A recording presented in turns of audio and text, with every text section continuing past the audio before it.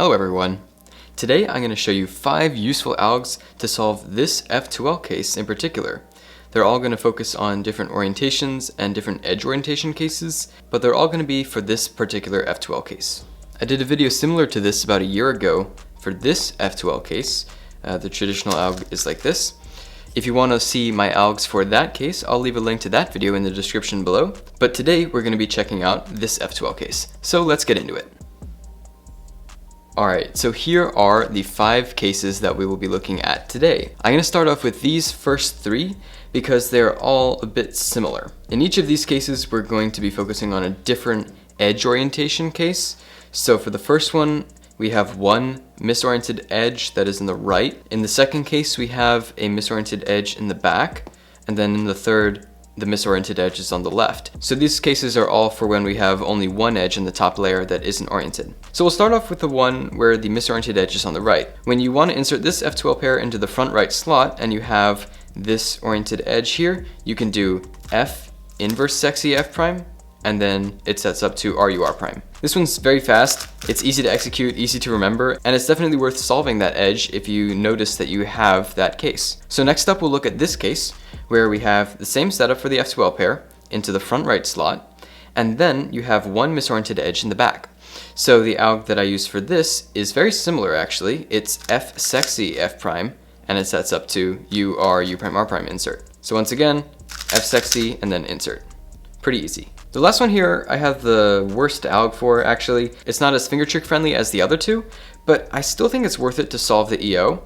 So you have the edge that is misoriented on the left. In this case, what I would do is a U prime to set it up like this, and then break them up like this, U2, and then you can insert with F moves or do a rotation, depending on what you think is fastest. A more preferable way to execute this would be if you have an empty slot, for example right here, and you're inserting into the back. You can break these up in the exact same way with RU prime R prime, and then that sets it up like this, and you can do a U, and then backward insertion. That does unsolve the front right pair though when you're inserting into the back, so just be cautious of that. So these last 2 cases are actually very similar. They'll both solve it when you have every edge already oriented.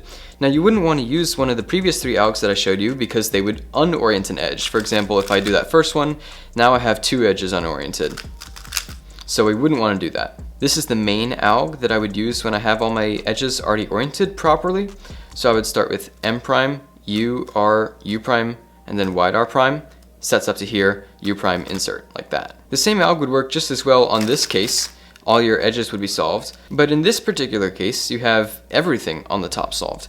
Now, this is not necessarily why I'm teaching you this alg for when everything is solved and it's your last pair. The main reason I'm showing you this alg is that it's a great way to insert this pair when it's in the front like this into the back right slot when you don't have this front right slot available. So you could obviously do the alg I showed you previously like that if you have the front right slot available. But this is a very fast alg you could also use if you want to just insert this into the back and not disturb anything else. It goes like this: R prime, U prime, R prime, D prime, RUR prime, DR, U prime, R. So it's very fast and it inserts this here. Super fast, really easy to execute, and it just so happens to preserve everything on the top. A few more things I think are worth mentioning are when not to use the algs.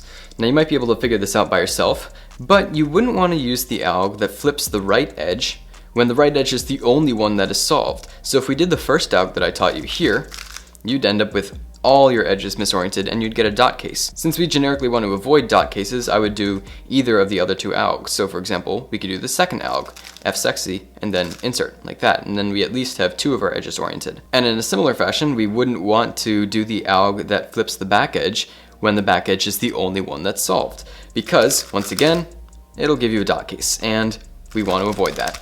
So you could do, for example, the F inverse sexy alg, and then insert like that. And that will solve 2 of your edges. Much more favorable.